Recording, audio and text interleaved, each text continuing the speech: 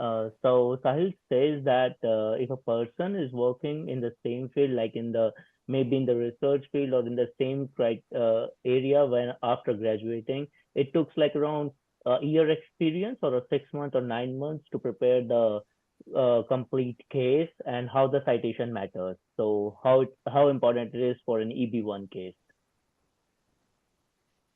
Sal, did you understand the question? I, yeah, I understood some of it, hopefully. I think like sure, I'm not sure, I'm not following on the first part, but I think if you're asking like how much time does it take in terms of like building the profile, if you've like just spent 1 year after graduation, it really depends. It really depends what sort of profile you're going after. There are usually like two routes which you kind of like go down towards. One is you try and establish someone as like an industry expert. One is you try and establish someone as like a research expert. So one is more like a practical profile, one is more like a geeky profile. So if you have like, if you're someone who's like been involved in like a lot of different projects and research but haven't worked more in the industry, then you go down the research path. And if you're someone like who hasn't been involved more in the research side but are like more involved towards industrial usage and like industry experience, that you go down that path. If you are someone who has none, and like you just did your regular bachelor's degree and then like have been working like 1 year after that, then usually you it's a good idea to at least spend a couple more years and like have 3 years in your bag, build up your profile for the later 2 years, so that you're building the profile as well as also like adding up your experience, so like your profile looks more holistic and USCIS doesn't come back and say like you have like just 1 year of industry experience and no research experience, what are you arguing? So that's like the first aspect.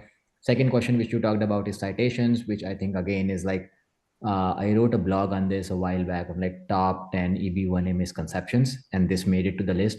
People think original contribution only means citations. That is totally incorrect.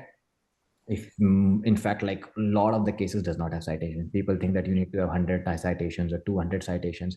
That is not at all true. You have to prove that your work has like some sort of like contribution within the field. You can do that through various different aspects. You can have like a few citations, you can have patents, you could have contribution in the field, you can have a GitHub repository which has been forked multiple times. So there's like so many aspects around how do you prove original contribution. Or sometimes you don't even prove original contribution, you have like other criteria going on for you. So you have to take a look at the holistic profile from every particular angle and see like what makes sense and what not makes sense. A lot of time we even end up arguing some of the projects that you have done at your job if they have like some sort of like industry wide usage. Because for example, like a lot of people who work at like Walmarts and Sam Club, they ask employees to do like internal patents, and then the whole companies like eventually end up using those same patents. Even though it is within Walmart, it is very widely used and is the case for like original contribution. So no, citations is not be it and be all case, but it's always good if you have them in your bag. Yes, thank you. Nice. Thank you. Yeah, no wish. Awesome. All right, I'm gonna call out Bachu Abhilash. Hi, this is Abhilash Bachu. So I work for a concrete company. So I have done my research, I mean, as a research assistant in my undergraduation. So I made 3 research publications on concrete QA/QC. So now if I have no chance to apply for H1B after my 3 attempts, so which visa is gonna help me to get the uh, for staying in USA? Yeah, I think you answered your own question at the end, to stay in the USA. So like if the goal is to So like, stay I within wanna stay. I wanna stay. So which visa I would like to go and move forward with so that I can stay right. So longer or work you here. have exhausted your current H1B, right? You're done with all three. No.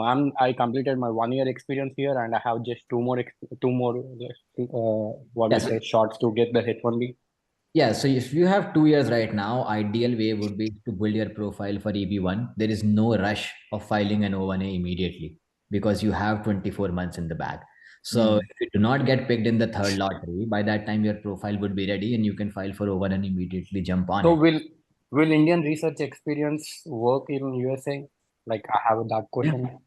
Yeah, there is no country level I judge. mean, those are published in international journals, so I don't know whether they're going to be As considered or long not. it depends. So basically, there are like multiple aspects to it. One is the quality of those journals. Second is if that research is still relevant to how we are trying to establish you now. Because like I myself had some researches from 2013 which I did not end up using because they were specifically around cryptography and I was not presenting my application under cryptography. So in that case, you don't want unnecessary evidence simply to increase the number of research that you have done.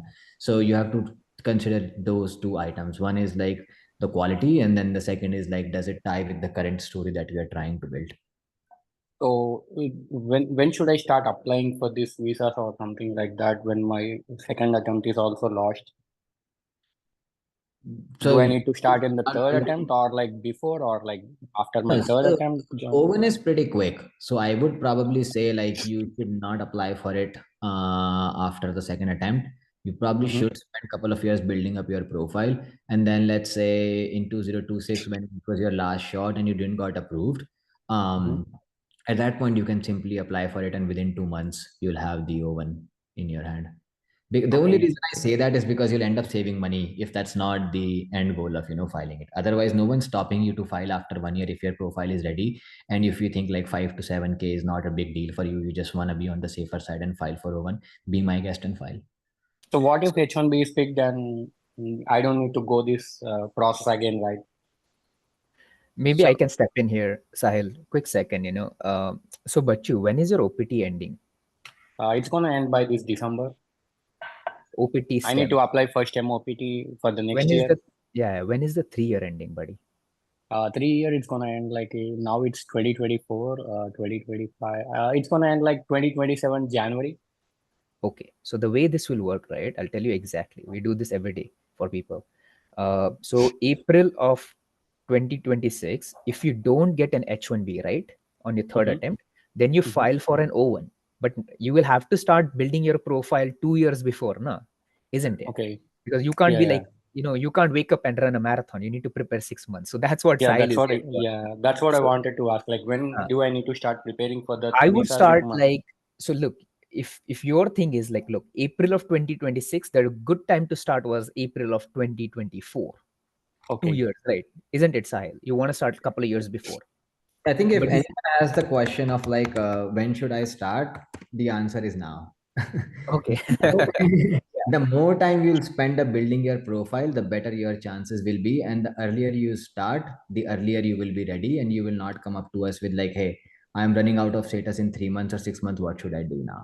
Mm, Like that. Be more proactive, guys, and don't rely on it as like, okay, I'll do it later on and I'll figure it out and whatnot. Yeah. To take these things in your own hands and kind of be more So aggressive about it. it's like we need to just prepare ourselves for the visas, but we don't know when we're gonna use them. But if the time comes, we have to use that profile So for no, getting the visas, right? you would end up using EB1A anyhow, right? If you like, if Mm-hmm. the goal is to eventually get a green card, you're probably gonna be just in the line in EB2 and EB3 forever. So like if your profile is ready in a couple of years, you are going to basically utilize and file for EB1A. There are other things which you might need during your EB1A path where you feel like, okay, I don't have a job or I don't have an H1B and then I want to go down the O1 route. That's something which is a decision which you can make while you are in this journey. But the goal is that you eventually want to get a green card, and then the earlier you start, the better you'll be able to build up your profile. And once you think like the profile is ready, in a couple of years, you can file for EB1A and get your green card. Okay, yeah, Right? So your that's all. effort Yeah. will not gonna get wasted. But you might end up doing something else in the meanwhile while you are on this route. So also I have one other question. So I told like I have done three research papers which are in the international journals. So I was I mean we were three people, so I was one of them. So does it matter like only one person need to submit those three or like I can be the part of a Yeah, you paper can be the something like part of it. You can be the part of it, but at the same time, you don't want like in all the papers there are like 2 or 3 authors, and you're not a primary author. So need to be like. I was a primary author in one paper and the other two papers like we just wanted to distribute equally so that everybody can get a chance to what do we say like if something happens in future like everybody can we kept something like that. So Right. will that work or like do I need to have a separate paper for that in Well, only so we need to get devise a strategy. I don't want to like devise a strategy right now on the call, but essentially, yes, basically it's totally okay to have a mix and match where you're like a primary contributor, a secondary contributor, or just a paper with like an Yeah, individual. it's just because like we wanted to keep like one guy name on one main paper and another guy on one main paper and like three people on three papers, Yeah, something like that. yeah, Yeah, that's really okay. yeah, okay, that's fine. Yeah, that's what I wanted to ask. Maybe probably soon I'm gonna reach you guys for starting my this process and everything. Sounds good. Yeah, thank you so much. Sure, man. No worries. Yep. All the best. All right. I'm gonna